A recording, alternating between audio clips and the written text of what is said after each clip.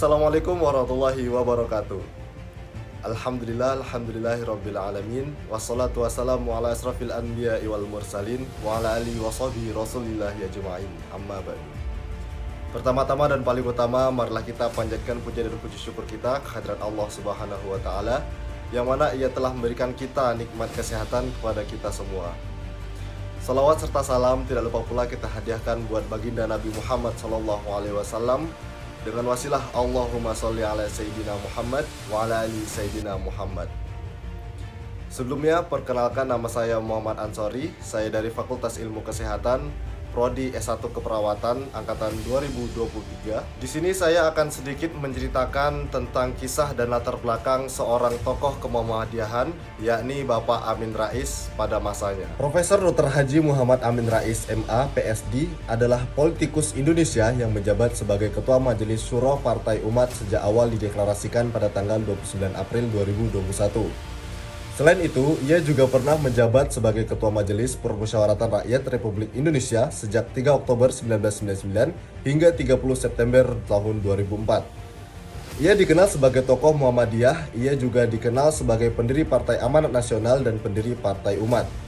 Lahir di Surakarta pada 26 April 1944, Amin dibesarkan dalam keluarga aktivis Muhammadiyah.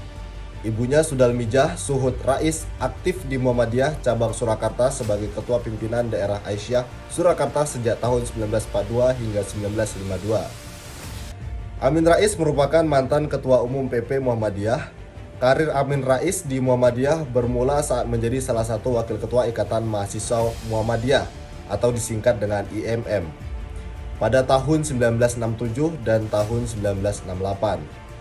Sebelumnya, sejak taman kanak-kanak hingga sekolah menengah, Amin mengenyam pendidikan formal di sekolah Muhammadiyah.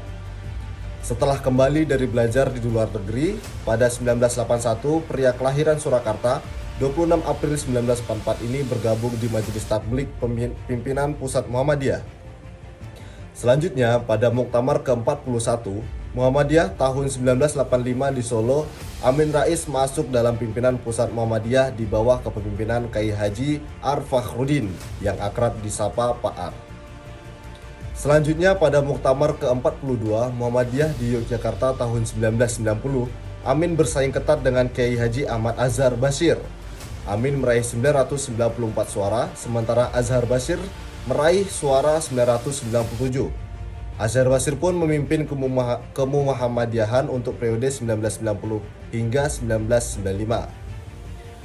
Belum sampai masa jabatannya habis, Azhar Bashir meninggal dunia pada Juni 1994. Rapat pleno yang dilakukan pimpinan pusat dengan melibatkan pimpinan provinsi memutuskan Amin Rais memimpin Muhammadiyah hingga muktamar berikutnya digelar.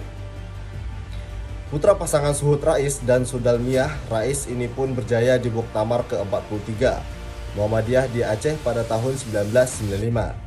Amin pun memimpin PP Muhammadiyah periode 1995 sampai tahun 2000. Amin Rais dalam kepemimpinannya menggunakan pola kepemimpinan karismatis dan transformatif sehingga cenderung tidak terjadi perpecahan di tubuh Muhammadiyah dalam menyikapi perubahan orde kepemimpinan nasional. Perubahan perilaku politik Muhammadiyah dari yang awalnya hanya mengurus sosial agama menjadi high politics adalah selain karena kekarismatisan Amin Rais, juga disebabkan tuntunan zaman pada waktu itu bahwa persoalan keumatan juga bergantung dari kebijakan politiknya. Seiring berjalan, Amin yang pada 1998 terlibat aktif dalam reformasi, meninggalkan kursinya di Muhammadiyah, Amin membentuk Partai Amanat Nasional. Posisi Amin sebagai orang nomor 1 di Muhammadiyah digantikan Ahmad Syafi'i Ma'rif. Lalu, apa pesan Amin kepada para muktamirin jelang Muktamar ke-48 Muhammadiyah di Solo, Jawa Tengah pada 19-20 November 2022? Belajar dari para pendahulunya, Amin menyampaikan hal penting ini.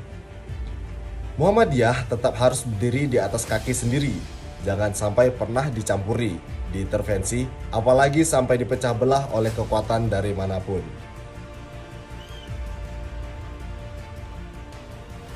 Demikianlah kisah dan latar belakang dari seorang tokoh Muhammadiyah, yakni Bapak Amin Rais. Semoga teman-teman bisa teredukasi dari kisah beliau.